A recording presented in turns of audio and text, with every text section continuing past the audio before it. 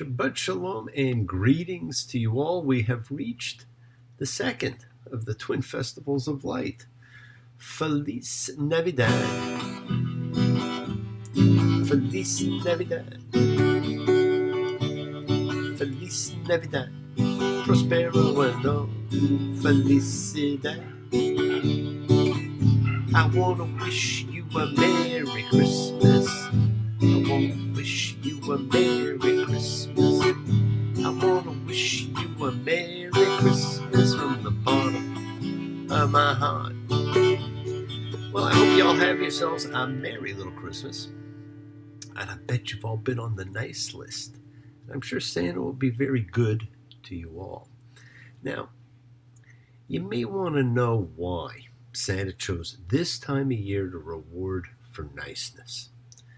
It's because of the Roman festival of Saturnalia, which marked the sun entering Capricorn on the solstice, because it's ruled by Saturn.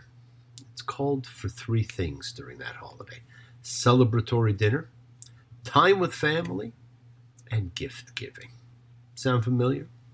And we had a fantastic solstice celebration the other day, which was the original Saturnalia, of course. And it was wonderful to see people coming together as we come together and honor our spiritual beliefs. You with yours, me with mine, them with theirs. All accepted in a gathering, a collective consciousness of seekers showing individual faith. Any and all faith. Love, any and all love.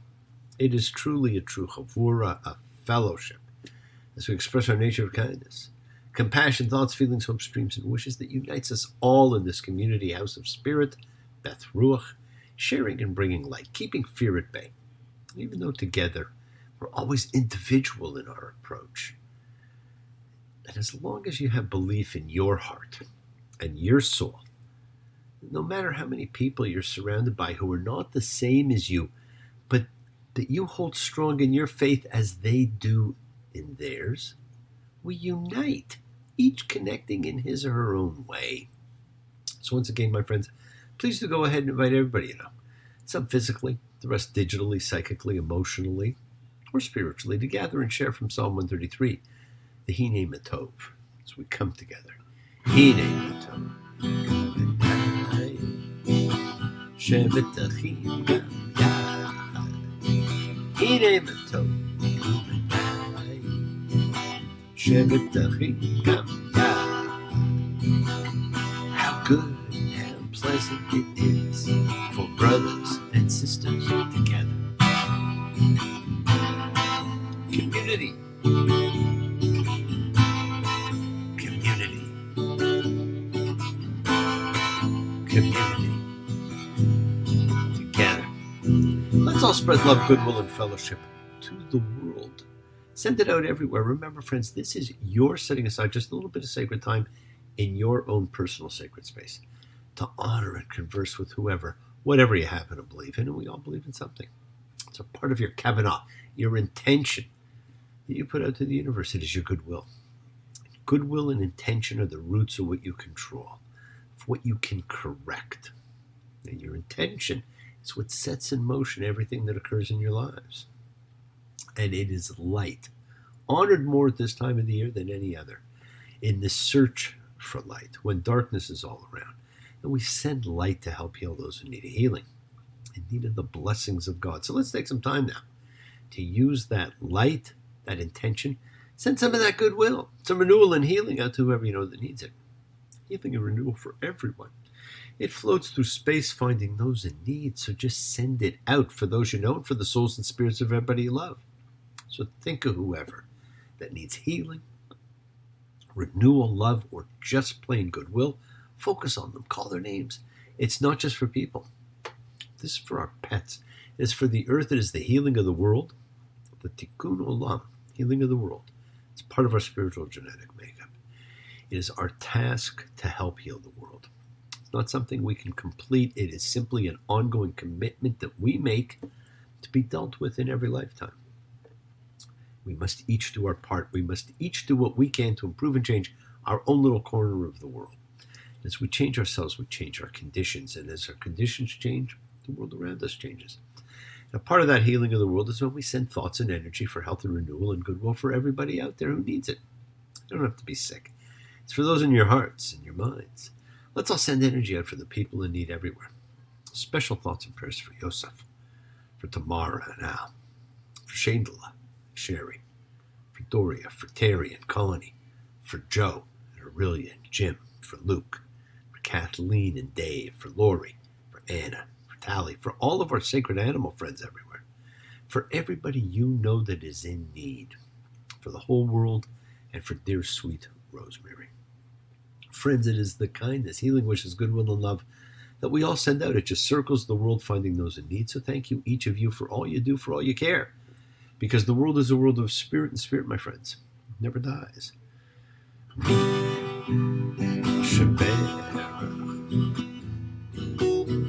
Avotenu Makor Ha Bimotenu.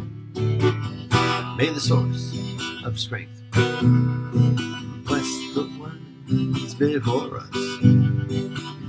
Help us find the courage. Make our lives a blessing. The renewal of body. The renewal of spirit. Let us say, Amen. Misha Baruch, let us all have our spirits renewed. This is the great prayer for healing, in which we call upon God to heal as He has healed before. Misha Baruch, may He who blessed, because all healing's a blessing. So let's all send and receive healing and renewal energy in our efforts to love, to share, to care, to grow. We also did our memorial service the other night. We lit candles, well over 100 of them, for the souls and the spirits of those you love, because we know that spirit never dies. And so, my friends, death is never the end. When you're sad, when you're lonely, and you haven't got a friend, just remember, death is not the end. And all that you held sacred falls down and does not bend. Just remember, death is not the end. Not the end. No, no. Not the end. No, no. Just remember, death is not the end. Oh, the tree of life is growing where the spirit never dies. And the bright light of salvation shines in dark and empty skies. Continue to light candles and honor the fallen members of your tribes. Spirit lives. Death is never the end. And we've reached a turning point in the Bible. We're starting a new book, the book of Exodus, but whose name is really Shemot, the names. Now, it will open telling us that all the people we knew are dead. But their death did not bring an end. The book continues. The story goes on. Life encompasses us all and is an ongoing process. The book of Exodus tells the story of the birth of a nation, born in slavery, held in fear.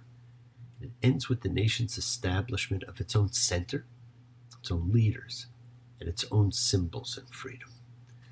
Genesis took us on a journey of narrowing our attention from the universe to the earth to humanity to a particular family. Exodus begins to broaden the circumference of attention again as the family grows into a nation and comes into conflict with another nation. Exodus introduces nationhood, prophecy, law. Most important of all, it introduces the theme of God becoming known to the world. He had previously only been known to a handful. And all of this is done under the auspices of names. Now, we all have them.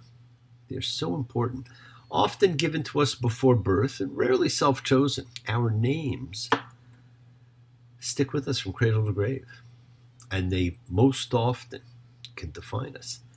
Say a name. Memory comes flooding, or imagination takes root.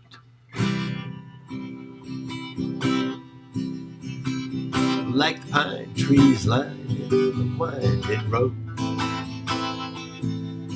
I've got a name, I got a name. Like the singing bird and the croaking toad, I got a name, I got a name. We all have a name. Now this book opens 400 years in the future. Exodus 1:6. And Joseph and all of his brothers and all of that generation died.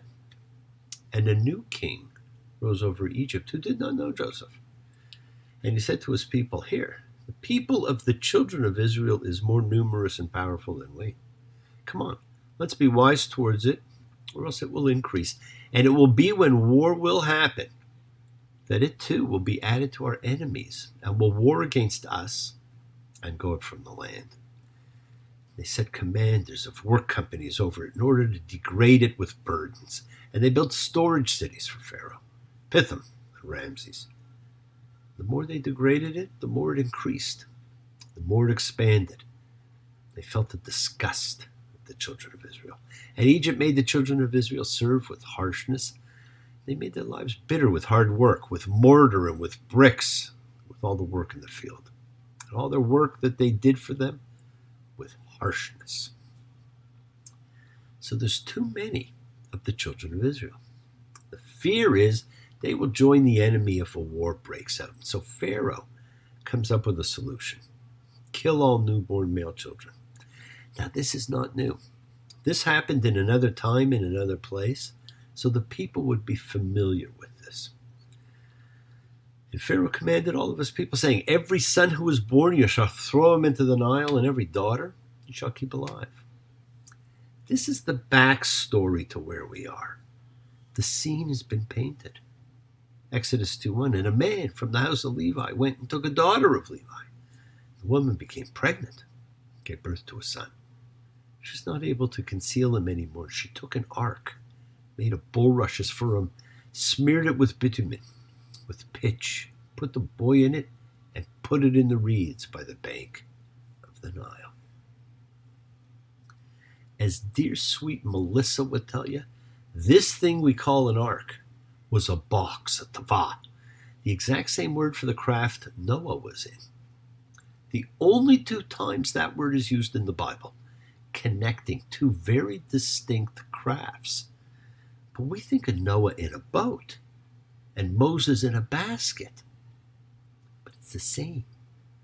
Both were united in their position of being examples of faith. Moses had no more ability to control where the basket would go than Noah did where his bigger basket would go.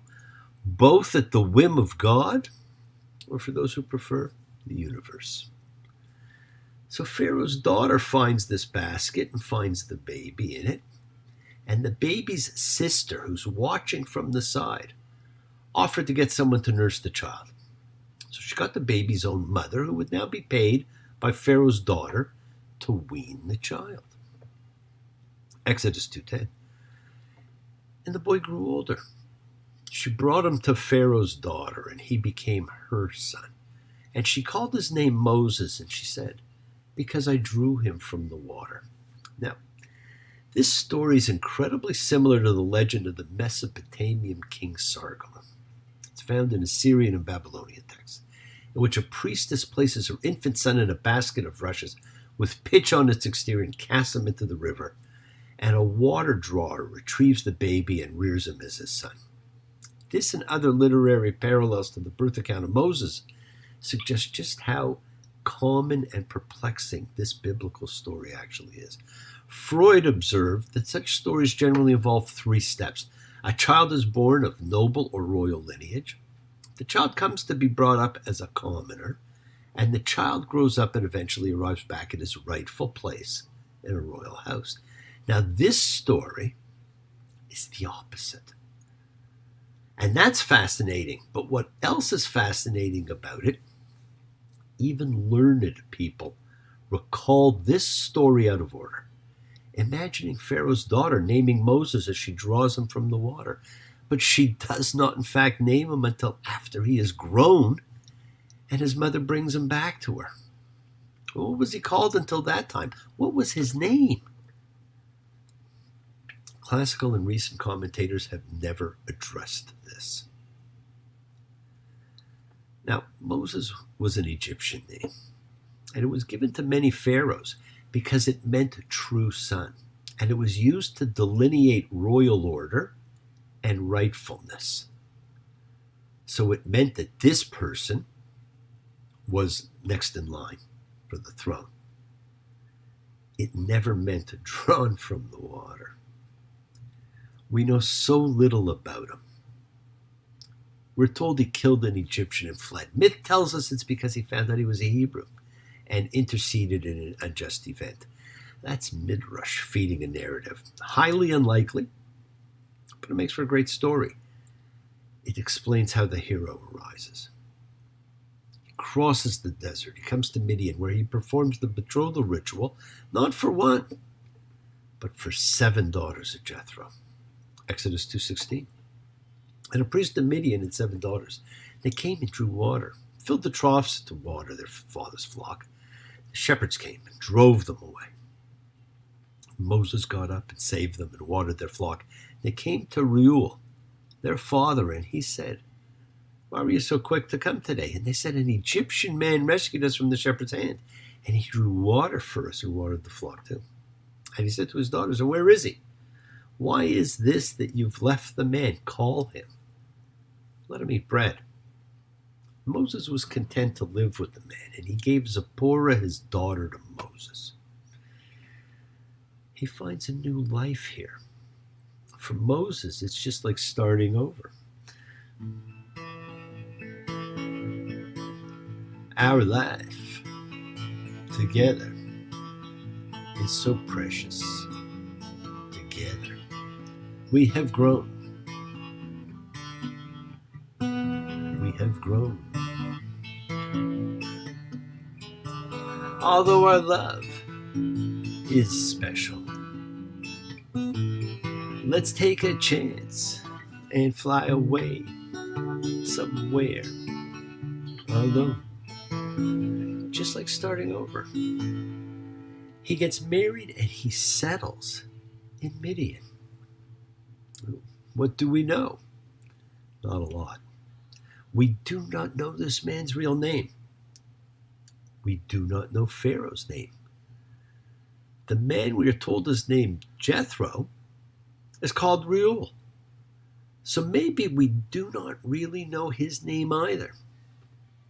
Friends, this is the book of names. And while we don't know a lot, we do know his wife and son's names. And we are told that the king of Egypt died. Exodus 3:1. Moses had been shepherding the flock of Jethro, his father-in-law, priest of Midian. He drove the flock at the far side of the wilderness, and he came to the mountain of God, to Horeb.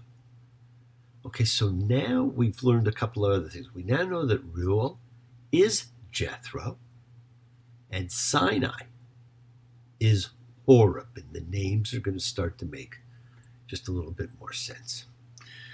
It was all that I could do to keep from crying. Sometimes it seems so useless to remain. You're the one who always tried to change me. That is why I'll always stay the same. And I'll hang around as long as you will let me. 'Cause I never minded standing in the rain. You don't have to call me darling, darling, but you never even call me by my name.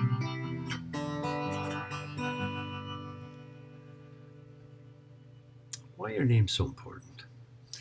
Well, you know what? They define history. They tell us when and where. We were told there's a new king who did not know Joseph, but we don't know who the king is. There's 5 pharaohs that are mentioned in the Torah, and none are named.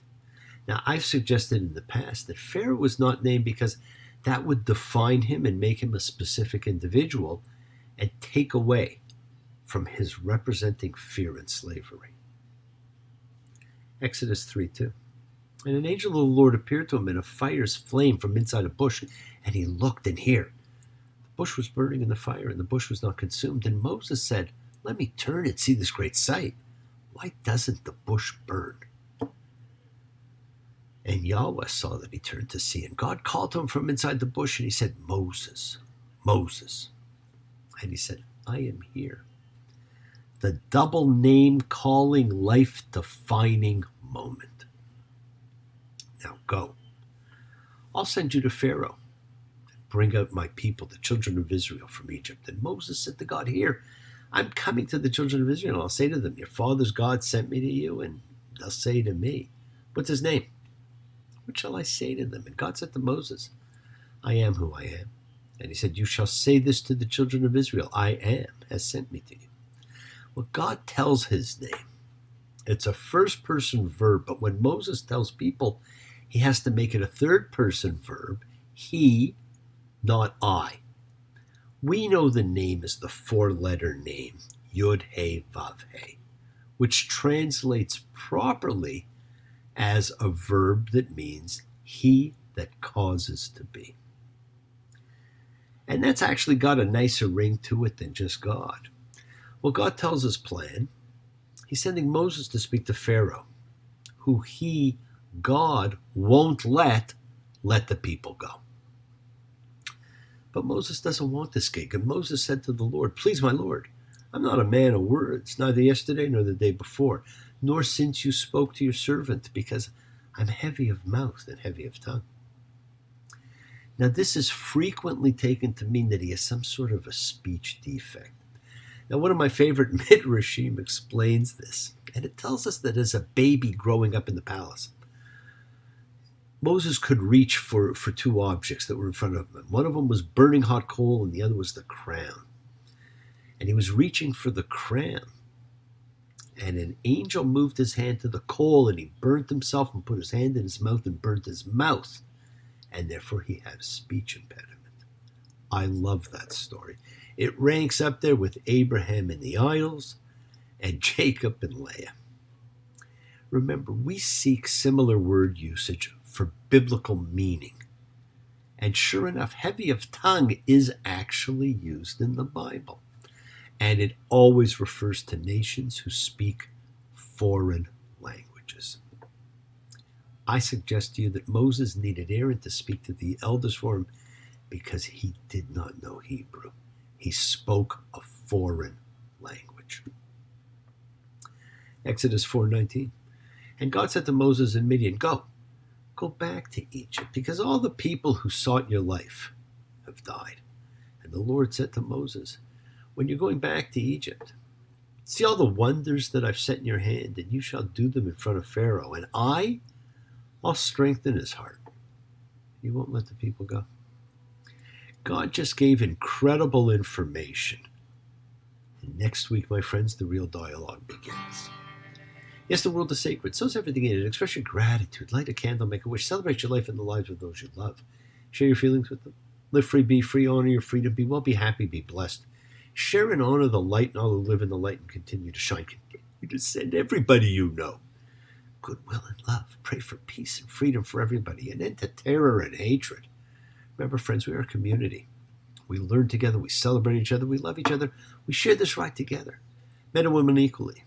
So let's send out love, not fear. Send out peace, harmony, goodwill, and healing to all who need it. Please do. Learn to forgive and learn to love, including yourself. Open your hearts. Honor the relationships of your life. Tell those you love that you love them. Take advantage of the time you have and enjoy the journey, because we take the twists and turns and the patterns that weave through the fabric of our lives in our efforts to grow, to learn, to be, to love. So please do love. Now bless you all. Have a fantastic week, a week of love and light. a week to end the year, week of peace, week of miracles. Examine your intentions. Use them to imprint your will on the universe, because we set in motion all that happens in our lives. It is our intention, our kavana, our cause, our effect. Everything's linked. You always have time to forgive and to be forgiven, because you have the knowledge of what's good and bad. So acknowledge what you've done wrong to yourself, to God, and to any person you've wronged. Ask forgiveness, but do so with sincerity, accountability, vulnerability.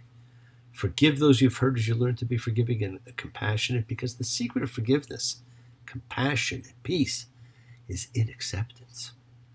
Can you accept yourself, other people in the world just as they are? Can you accept life as it is without trying to control it? If you do, you can experience the peace that acceptance brings. So do not stop your journey. Do not stop moving towards your promised land. It is your home. Keep on dreaming, keep being, keep sharing, keep shining, keep teaching, keep spreading joy and goodwill. Do not follow fear, follow love. It's always in front of you. Remember to have faith and unwavering adherence to principle, just as I have faith in the principle of love in all of you. Act with purity of heart and mind. Despise none, defraud none, hate none, cherish all.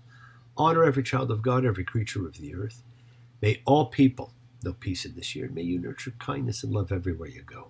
Work to be present in the body. Expand your heart, quiet your mind, because the deepest source of real power lies in your consciousness. It's in your ability to be mindful, to be aware, to be present in all of life's circumstances. Make the most of your time in this life. Continue to touch and transform the lives around you, as you're never alone. You are forever blessed, and you have the ability to bring blessings to everybody you meet, because we're all part of a greater whole, my friends. So embrace love, not fear. Forgiveness, not anger. Be there for someone, because someone will always be there for you, whether you know it or not. And continue to explore faith and belief. Never accept shame as a natural state. Whatever you feel others have felt, whatever you've experienced, others have too. We share together, we learn together, we help each other, because we are each of us trying to find love and acceptance and support. We all have or could have that special someone in our lives. Find them. Tell them what they mean. Remember, you're never alone on your journey to your promised land. Keep forgiving those you need to forgive, and keep asking forgiveness from those you need to ask forgiveness of. We've entered a new world. We've met a new individual through whose eyes this entire story is now going to take place.